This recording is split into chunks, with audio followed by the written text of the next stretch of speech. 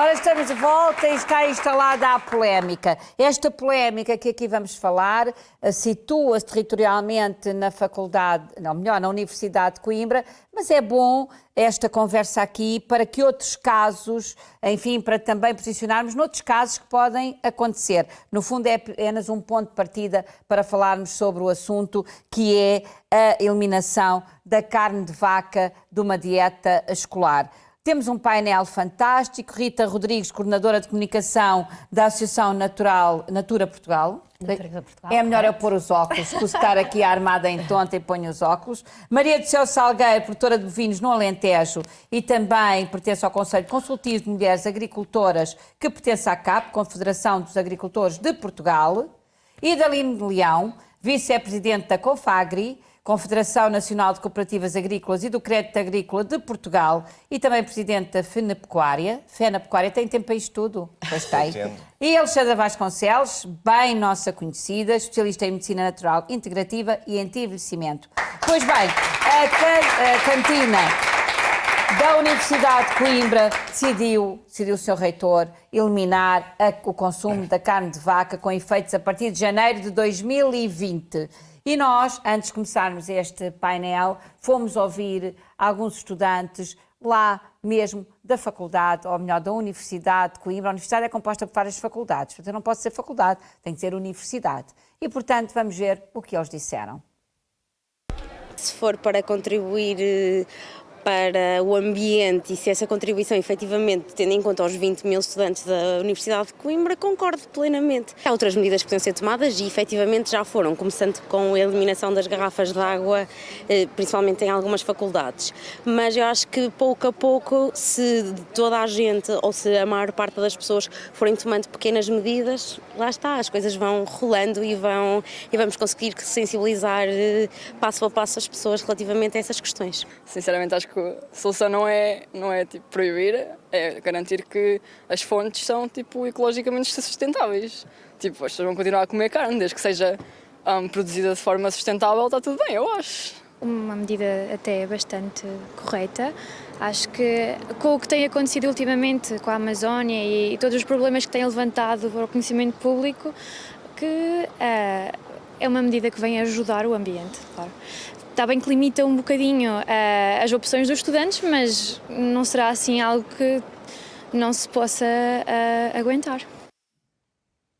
Ora, muito bem, não sendo eu jornalista, posso perfeitamente emitir a minha opinião, mas não vou fazê-lo já, porque primeiro vou ouvir aqui o painel destes estudantes. Temos aqui um universo relativamente pequeno, portanto poderá não ser significativo. Sabemos que a Associação Académica apoiou esta decisão do senhor Reitor, mas releva ali particularmente o testemunho de uma jovem que diz que as fontes, a origem desta carne também pode ser importante.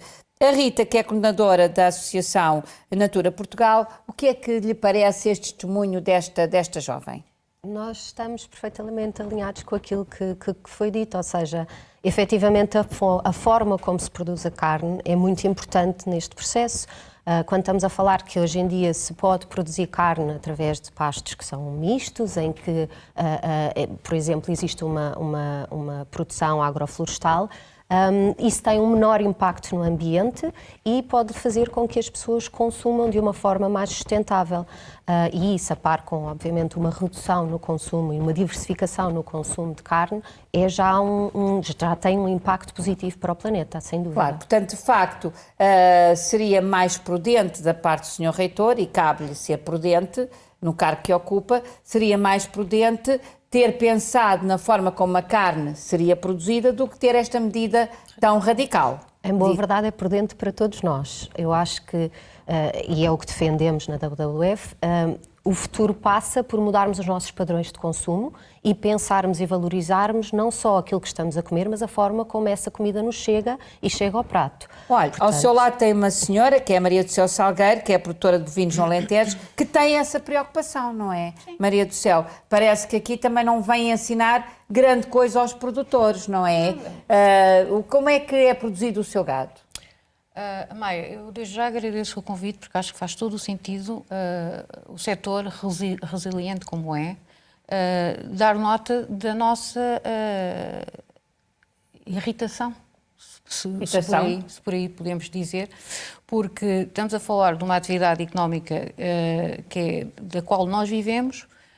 Eu faço parte de uma família de agricultores com produção de carne, num sistema extensivo em que temos empregados, temos uns territórios que têm que estar ocupados, agricultura sustentável, que leva a que não haja incêndios, em que as nossas florestas são perfeitamente tratadas, não há... Eu, por exemplo, não tenho vacas no meu montado. O montado é um património que temos que respeitar e no qual nós fazemos uma gestão sustentável. Ora, não admito que, numa fração de segundos, alguém com o poder que tem um reitor de uma universidade, um sítio em que o saber fazer e o saber estar, em que os alunos têm que ter qualidade para investigar, não podem estar atrofiados com limitações destas. E não admito que, numa fração de segundos, alguém venha... Nós estamos a ver imagens em paralelo exatamente dos seus animais, da sua produção. Eu sou alguém convicto daquilo que faço e orgulhosa daquilo que... Portanto, foi apanhada da minha de vivência. surpresa. Sou. Mãe, é assim, nós atravessamos uma época de uma enorme falta de senso e de uma enorme demagogia, porque apetece dizer que vamos acabar com o consumo de vacas e é a mensagem que passa, o alarme que fica na sociedade é o trabalho que nós temos no nosso trabalho de dia-a-dia a tentar demover uma ideia completamente errada, porque se há emissões de carbono, nós que estamos aqui assumimos que sim. Mas, e eu por acaso deixei ali, nós temos nas nossas explorações candidaturas a projetos, como foi o caso do Terra Prima, temos certificados de captação de carbono, em que há ali um ano em que temos 1.500 toneladas de carbono retido. No balanço, eu tenho a consciência perfeitamente tranquila, não há crueldade nenhuma naquilo que faço. E, mais... Além de ser produtora, eu também estou num papel na direção de um parque de leilões, que é o maior do país, que todas as semanas nós temos a noção que é um motor de economia regional, que o facto de vendermos ali 600, 700 cabeças por semana dignifica o setor, temos um enorme orgulho na nossa atividade e para mim fico perfeitamente perplexa quando alguém... porque tem um microfone à frente e porque quer pôr no mapa uma universidade que não precisa do reitor, já está no mapa. Já.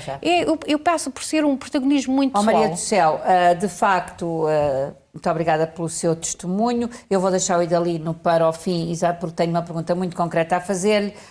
Doutora Alexandra Vasconcelos, de facto há aqui um misto de causas ambientais e não me parece que esteja tão focado aqui na questão nutricional, não é? Mas, de qualquer das formas, qual é a sua opinião sobre esta tomada de posição deste reitor? Maria, é assim, uma universidade ensina pessoas, forma pessoas para a vida e forma pessoas para a vida profissional. E eu acho que hoje em dia formar pessoas com base em limitações, limitar as pessoas nas suas próprias escolhas, é muito redutor. E, portanto, de todo, não posso concordar com esse tipo de atitude.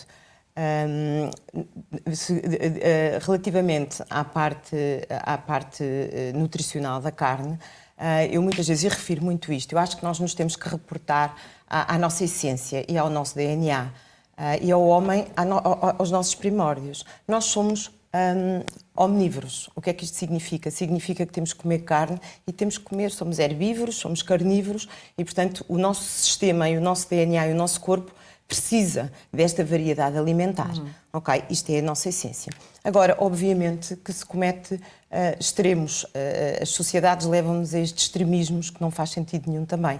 E as pessoas passaram de comer carne esporadicamente, como o homem no Paleolítico fazia, quando comia carne quando havia animais, quando se caçava, comiam um pouco, uma vez no dia, e comiam carne esporadicamente. Passou-se dessa situação, que é uma situação compatível com o nosso DNA, para uma situação exagerada, em que realmente nas nossas sociedades atuais a pessoa aprendeu a comer carne de manhã à tarde e à noite, e muitas vezes eu em consulta, quando digo, olha, reduza o consumo de carne, as pessoas dizem, não como carne, então o que é que eu como? Portanto, fazem esta pergunta. Isto denota que está muito enraizado, especialmente nestas últimas gerações, a carne. Quer dizer, vamos comer carne. Teria sido talvez mais pedagógico ensinar estes alunos isso é que tem que ser a comer, enfim, falar sobre nutrição, falar sobre produção, teria sido bem mais pedagógico que uma medida pedagógico, autoritária não e são medidas arbitrária. autoritárias. Era numa cantina ter um pouco de carne, mas depois não se centrar na carne, ter outro tipo, ter uma alimentação mais variada possível. E falar-se, alimentos... fazer-se palestras e chamar-se a carne à é necessária. universidade. Também quero dizer uma coisa, eu nas consultas admito e percebo perfeitamente, há pessoas que chegam que são veganas, são vegetarianas, têm regimes alimentares com base em decisões que muitas vezes nem são decisões que têm a ver com a sua saúde, são decisões muito ou religiosas ou por convicções, e eu respeito isso e tento pôr uma alimentação que se coadune com a pessoa. Que faça depois o equilíbrio. Ora bem, Idalino, porquê é que eu deixei para o fim?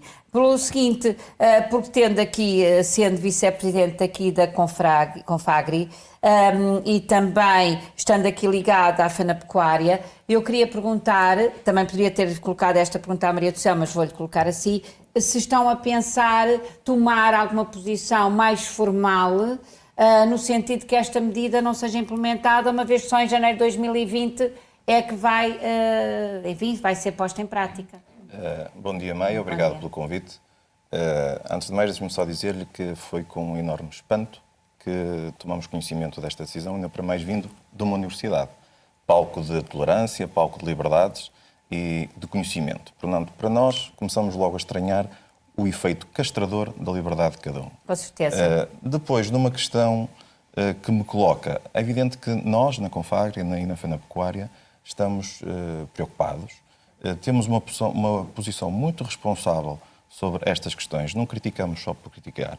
Aliás, temos apresentado ao longo dos últimos tempos várias medidas para mitigar estes efeitos da descarbonização. Entre elas, posso frisar aqui pelo menos duas.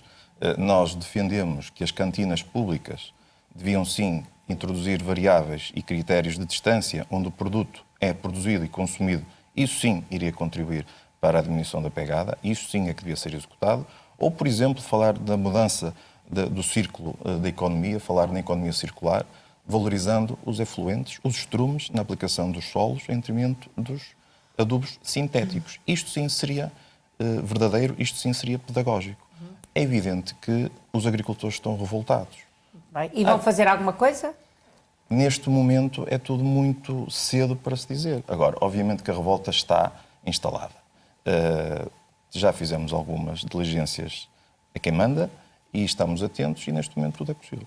Muito bem, porque na verdade, eu dizia há pouco que aqui o epicentro da polémica está em Coimbra, mas isto permite uma discussão alargada pelo país todo e permite, quem sabe, tirar bons dividendos no vosso testemunho de que as pessoas têm que olhar para a carne de vaca talvez de outra forma, porque os próprios produtores também estão a ter esse cuidado. E aqui, naturalmente, há aqui um barómetro que é a Associação Natura Portugal, que tem um livro fantástico, eu tenho pena de não ter trazido aqui para mostrar, e quero naturalmente agradecer a vossa presença, garantir que nós aqui também vamos estar atentos a esta evolução, sendo certo que se eu estivesse na Universidade de Coimbra, quereria este assunto muito melhor fundamentado, queria que tivesse havido um debate antes desta decisão arbitrária e, naturalmente, que diria que as palavras daquela estudante foram fantásticas. Diga só para tomar, estamos mesmo em cima das notícias. Eu achava interessante realmente que o reitor tomasse essas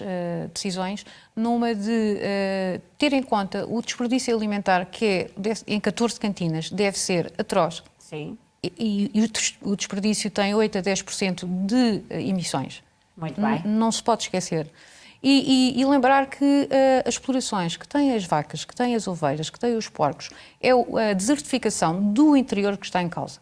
Muito bem. E não é o IP2 que o Sr. Primeiro-Ministro fez que fala do interior. É muito rápido, tem mesmo É só muito 2 rápido. segundos. Só para sublinhar o que acabou de ser dito, a pecuária não pode ser vista como uma ilha. A pecuária tem um papel de fixação das pessoas ao território, Muito bem. de arquitetura da paisagem. Ora bem, este debate, como percebem, daria pano para mangas, estaria aqui uma hora convosco, com certeza. Lamento não ter o tempo que realmente vos era devido. Temos que ir para as notícias com a Ângela Gonçalves Marques, mas agradecer muitíssimo a vossa presença e, quem sabe, voltaremos a isto brevemente. Muito obrigada a todos.